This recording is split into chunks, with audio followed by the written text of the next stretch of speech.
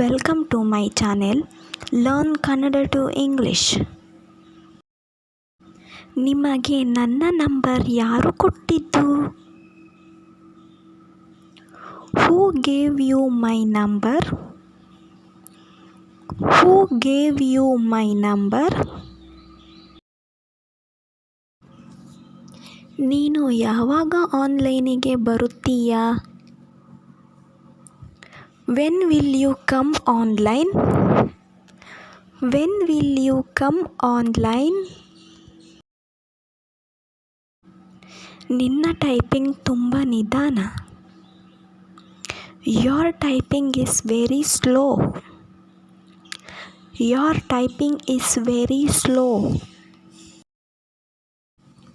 ಅವನು ನನಗೆ ವಾಟ್ಸಪ್ನಲ್ಲಿ ಮೆಸೇಜ್ ಮಾಡಿದ. He texted me on WhatsApp.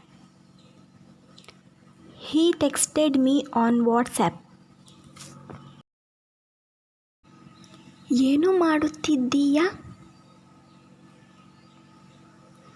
What are you doing? What are you doing? ನಾನು ಕಲಿಯುತ್ತಿದ್ದೇನೆ.